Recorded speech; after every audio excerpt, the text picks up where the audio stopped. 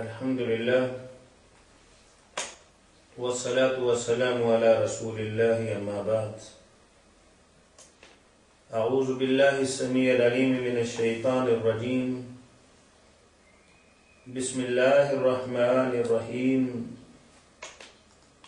چوتھا پارہ سورہ آل عمران اور آیت نمبر 121 وَإِذْ غَدَوْتَ مِنْ أَهْلِكَ تُبَوِّئُ الْمُؤْمِنِينَ مَقَاعِدَ لِلْقِتَالِ وَاللَّهُ سَمِيعٌ عَلِيمٌ إِذْ هَمَّتْ طَائِفَتَانِ مِنْكُمْ أَنْ تَفْشَلَا وَاللَّهُ وَلِيُّهُمَا وَعَلَى اللَّهِ فَلْيَتَوَكَّلِ الْمُؤْمِنُونَ وَلَقَدْ نَصَرَكُمُ اللَّهُ بِبَدْرٍ وَأَنْتُمْ أَذِلَّةٌ فَاتَّقُوا اللَّهَ لَعَلَّكُمْ تَشْكُرُونَ إذ تقول للمؤمنين ألن يكفيكم أن يمدكم ربكم ب3,000 من الملائكة منزلين بلى إن تصبروا وتتقوا ويأتوكم من فورهم هذا يمددكم ربكم ب5,000 من الملائكة مسومين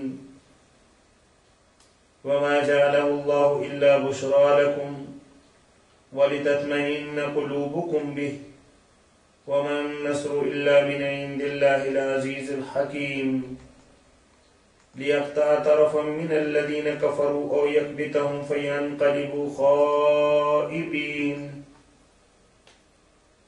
ليس لك من الأمر شيء أو يتوب عليهم أو يعذبهم فإنهم ظالمون.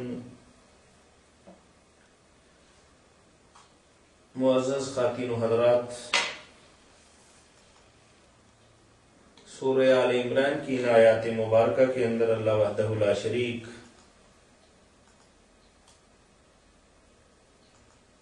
اسلامی تاریخ کے ہجرت کے 30 برس پیش آنے والے ایک عظیم واقعہ کی طرف نشاندہی کرتے ہیں، اور وہ واقعہ یہ تھا کہ نبی کریم صلی اللہ علیہ وسلم مکہ مکرمہ کے اندر مبعوث ہوئے، اور وہیں اللہ وحدہ لا شریک نے انہیں اعلاء کلمت اللہ اور دعوت و تبلیغ کا حکم دیا.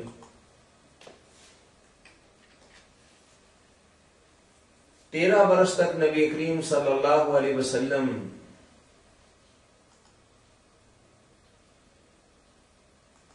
دعوت و تبلیغ کی ذمہ داریاں ادا فرماتے رہے. پہلے 10 برس تو کچھ مشکلات اور پریشانیاں تھیں ہی، لیکن ایسا کبھی نہیں ہوا کہ نبی کریم صلی اللہ علیہ وسلم نعوذ باللہ ان کے گریبان پر کسی نے ہاتھ ڈالا ہو، گلے کے اندر کپڑا ڈالا ہو، یا جسم اطہر پر اوجری ڈالی ہو. کیونکہ نبی مکرم صلی اللہ علیہ وسلم کے تایا محترم ابو طالب زندہ تھے، اور ان کا دست شفقت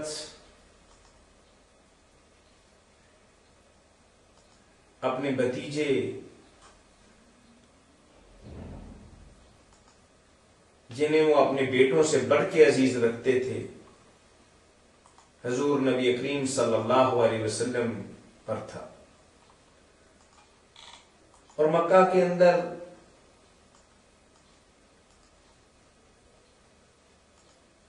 ان کا رتبہ اور مقام تمام لوگ جانتے اور پہچانتے تھے، لیکن نبوت کے 10ویں برس یہ محبت برا سایہ جس نے ساری زندگی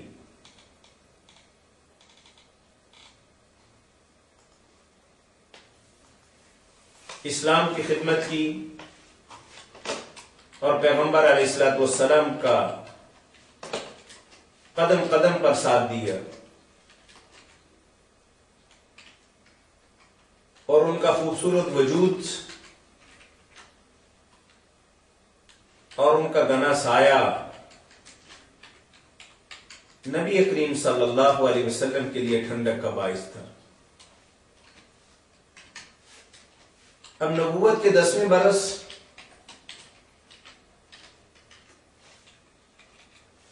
کل من علیہا فان،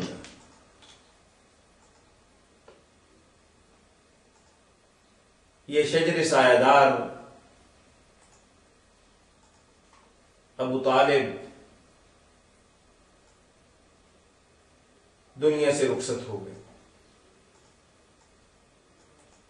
اب ایک طرح سے نبی کریم صلی اللہ علیہ وسلم اور دعوت اسلامیہ پر ظلم و ستم کے پہاڑ توڑنے والوں کے ایک اور موقع مل گیا۔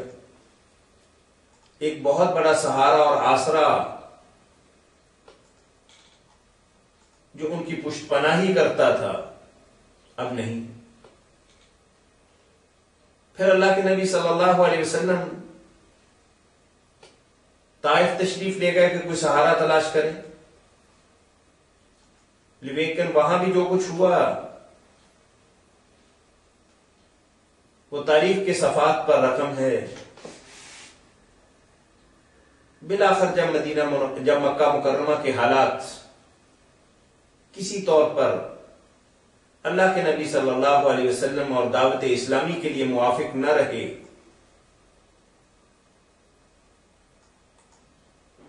اللہ کی مرضی اور مشیت اور ارادے اور حکم سے نبی کریم صلی اللہ علیہ وسلم مدینہ منورہ تشریف لے۔ اب ہونا تو یہ چاہیے تھا کہ مکے والوں کو نبی کریم صلی اللہ علیہ وسلم سے دشمنی تھی کہ آپ توحید کی دعوت دیتے تھے، ان کے بتوں کی اور ان کے معبودوں کی نفی کرتے تھے، تب ان کو تو خوش ہونا چاہیے تھا۔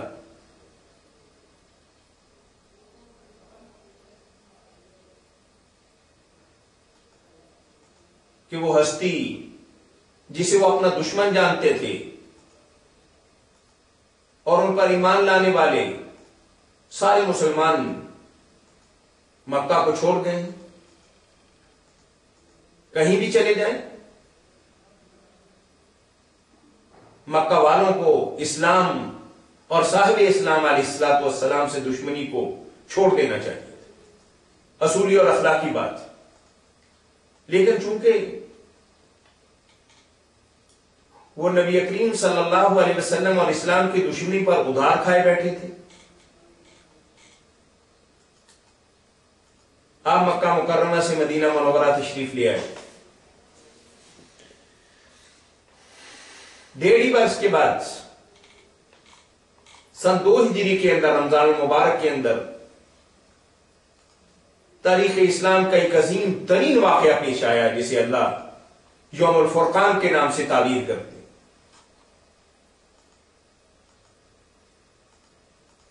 اس کا ذکر بھی ان آیات مبارکہ میں آئے گا۔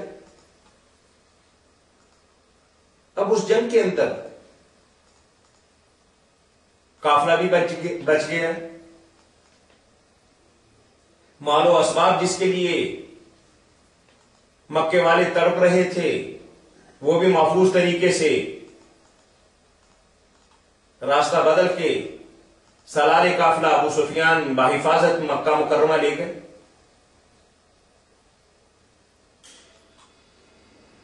ابو جہل جیسے اس امت کے فرعون کہاں اسے ٹھنڈو پیٹوں برداشت کرنے والے تھے کہ دوست جمائیں گے، رو و دبدبہ دکھائیں گے، جاہ و جلال پیش کریں گے تاکہ مسلمانوں کو آئندہ کبھی جرأت نہ ہو۔ انسان سوچتا کچھ ہے، اللہ وحدہ لا شریک کی حکمت یہی تھی کہ وہ میدان کے اندر آئے۔ مسلمان بھی نکلے، 2 گھوڑے 70 اونٹ باری باری بدل کے وہاں پہنچتے اور بدر کے اندر بہترین جگہ پر دشمن نے قبضہ جما لیا۔ اب ظاہر ہے کہ سیکنڈ آپشن جو بھی تھا اللہ کے نبی صلی اللہ علیہ وسلم نے وہاں خیمہ لگایا. اب ان کی تعداد 1000 اور مسلمانوں کی تعداد صرف تہائی یعنی 300 کچھ 13. اس جنگ کے اندر بھی سورہ انفال کے اندر اللہ وحدہ لا شریک فرماتے ہیں کہ ہم نے 1000 فرشتوں کے ساتھ تمہاری مدد کی. کم من فئۃ قلیلۃ غلبت فئۃ کثیرۃ باذن اللہ. آجن ہونی ہو گئی, تھوڑے جیت گئے, غیر مسلح اسلحہ سے لیس فوج پر غالب آ گئے. عتبہ, شیبہ, ربیعہ, ابو جہل, بڑے بڑے صنادید قریش,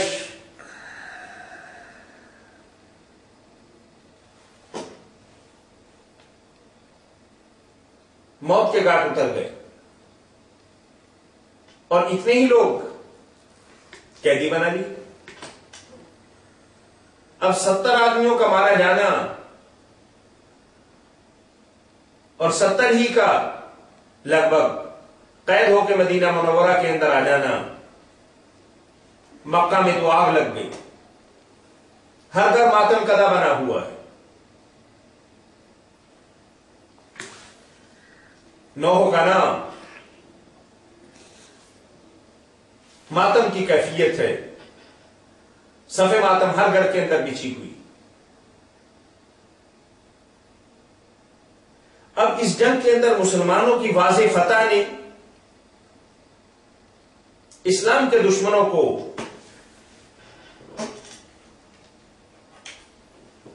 ان کی راتوں کی نیند حرام کر دی. دن کا چین برباد ہو گیا, کانٹوں پہ لوٹنے لگ گئے. انگارے ہیں کہ ان کے وجود کے اندر انہیں جلسا رہے ہیں. تو صف اول کی قیادت عتبہ, شیبہ, ربیعہ, ابو جہل وغیرہ سب مارے گئے تھے. اب قیادت ابو سفیان کے ہاتھ کے اندر آ گئی.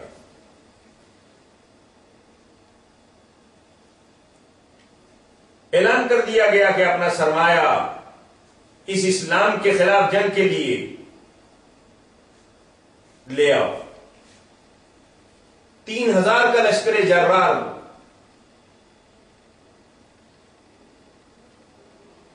مسلح زیرہ بند, ایک طرف خالد ابن ولید, اس وقت تک مسلمان نہیں ہوئے. ایک حصے کی سربراہی ان کے حصے کے اندر آئی اور دوسرے حصے کے اندر ابو جہل کا بیٹا اکرمہ, یہ بھی بعد میں مسلمان ہو گئے. اور سپہ سالار عمومی ابو سفیان, جب اللہ کے نبی صلی اللہ, یہ بیک گراؤنڈ میں بتا رہا تھا, جب اللہ کے نبی صلی اللہ علیہ وسلم کو اس قافلے کے متعلق پتہ چلا, یہ شوال 3 ہجری کی بات ہے, یعنی بدر کے ایک ہی سال بعد, اللہ کے نبی صلی اللہ علیہ وسلم نے جمعہ کے بعد خطبہ دیا اور کہا کہ بھئی دشمن ہم پر چڑھنا چاہتا ہے, حملہ آور ہونے والا ہے, تو ہمیں اپنی پالیسی اور اسٹریٹجی اور پلاننگ کر لینی چاہیے. اور خود نبی کریم صلی اللہ علیہ وسلم نے اپنی بات کے اندر یہ بات کہی کہ اگر شہر کے اندر رہ کر ہی لڑا جائے تو مناسب اور بہتر رہے گا. باقی آپ لوگ دیکھیے آپ لوگوں کی کیا رائے ہے, آپ کیا مشورہ دیتے ہیں, کیونکہ قرآن اللہ کے نبی صلی اللہ علیہ وسلم کو یہی حکم دیتا وشاورہم فی الامر. یہ دین کا معاملہ نہیں, یہ دنیاوی معاملہ ہے. جنگ کا معاملہ بے شک اسلامی ہے,